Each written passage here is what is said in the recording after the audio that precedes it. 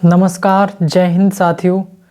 तो बच्चों, इस वीडियो में हम ग्राफीय विधि से दो चर वाले रेखिक समीकरण युग्म का हल करेंगे। तो पहले तो हम ग्राफ बनाना सीखेंगे कि जो हमारे दो चर वाले रेखिक समीकरण होते हैं उनका ग्राफ कैसे खींचते हैं, फिर उसको हल करेंगे। तो हमारे पास में दो समीकरण दिए होंगे, समीकरण 1 और समीकरण 2। ठीक, ये हमारा कक्षा 10 का बहुत ही महत्वपूर्ण चैप्टर है, दो चर वाले रेखिक समीकरण युग्म। और हर बार 4 से 5 नंबर का इसमें से ग्राफ बनाने का आता है।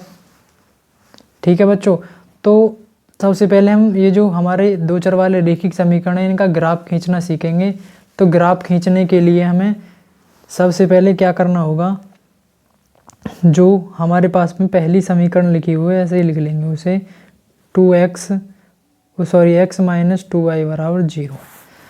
अब इस समीकरण में एक तो x बराबर 0 रखेंगे, फिर उससे y की मान निकल आएगा हमारा, और एक बार y बराबर 0 रखेंगे उससे x का मान निकल आएगा। तो हम सारणी बना लेंगे एक अलग x और y के मानों की। तो x और y के मान निकालेंगे तो x बराबर 0 रखने पे तो देखो y का मान भी क्या आ जाएगा 0, दोनों के मान क्या आ जाएंगे 0। अब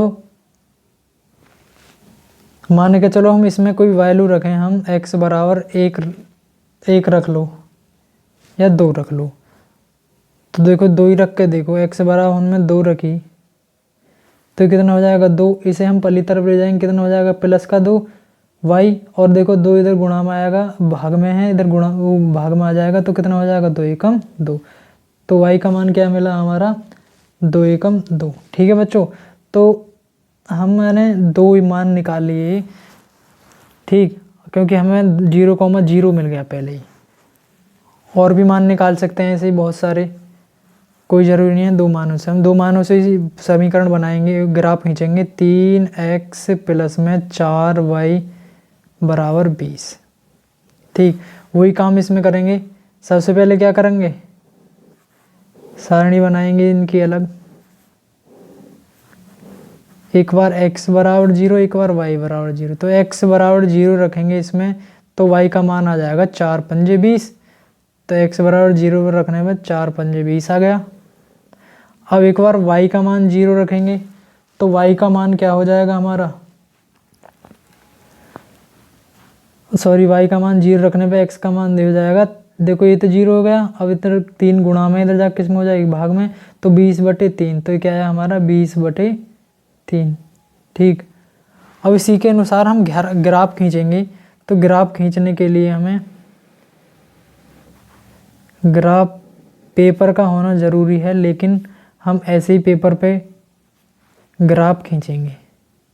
ठीक है, तो जो हमारी जो ये पड़ी हुई लाइन है इसको हम x अक्ष बोलते हैं, x अक्ष। और जो ये सीधी लाइन है मतलब खड़ी लाइन है इसको बोलते हैं हम y अक्ष। ठीक, और ये क्या होता है हमारा, जहाँ ये दोनों काटते हैं 0,0 होता है।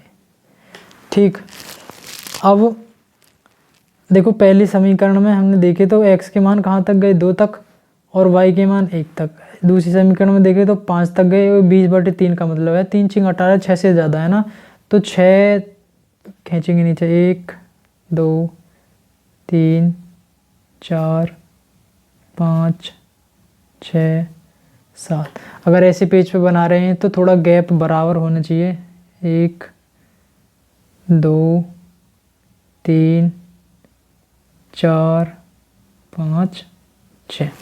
ठीक है, तो ये 0,0 ये हो गया हमारा 1 2 3 4 5 6 7।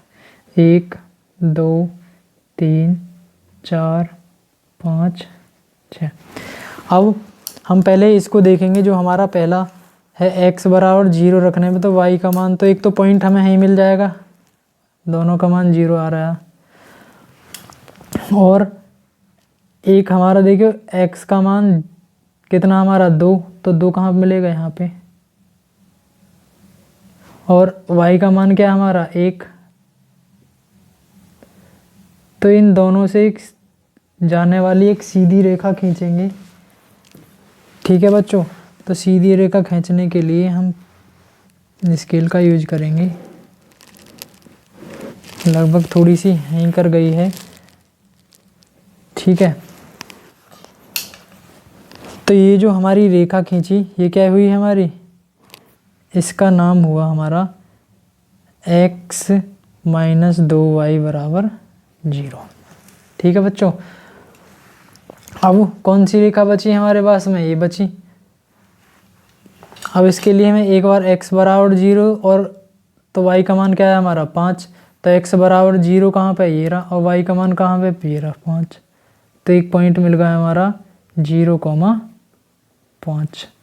ठीक, अब y का मान तो 0 है, ये रहा, और x का मान कितना 20/3, 20/3 का मतलब है 6 पॉइंट कुछ है ना, 6.66। तो 6 पॉइंट मतलब आधा तो यहाँ हो जाएगा, थोड़ा यहाँ। ठीक, तो ये क्या है हमारा 20/3,0। ठीक, अब जैसे हमने ये दोनों पॉइंट मिलाए, ऐसे ही इन दोनों पॉइंटों को मिला देंगे।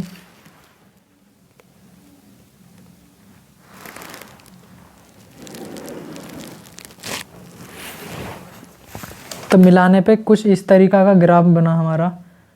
ठीक है, तो जहाँ ये दोनों प्रतिच्छेद करेंगे, तो एक तो यहाँ पे ये नीचे से मिलाएंगे इसे जहाँ ये प्रतिच्छेद करेंगे, और इसे हम यहाँ मिलाएंगे।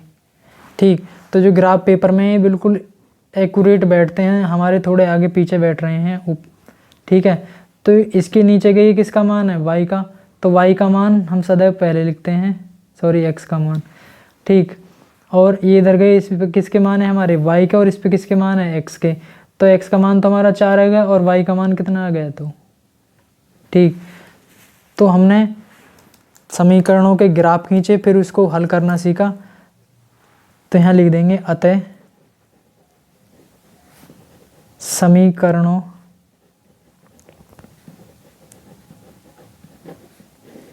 का हल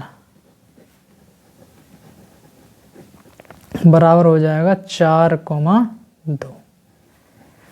ठीक है बच्चों, तो ये हमारा 4 नंबर का एग्जाम में आता है हर बार, जिसमें हमें दो रैखिक समीकरण दिए होंगे और हमें ग्राफ बनाने के लिए 2 सारणी बनानी पड़ेंगी, एक दोनों समीकरणों के अलग अलग, फिर ऐसे खींचेंगे। अगर ग्राफ का पेपर होता है तो बिल्कुल ही हमारा एक्यूरेट बनता है। ठीक है बच्चों, खूब अच्छी तरीक़ा से आपकी समझ में आ गया होगा। मिलते हैं अगली वीडियो में और इम्पोर्टेंट क्वेश्चन के साथ। जब तक के लिए स्वस्थ रहिए और पढ़ते रहिए। जय हिंद।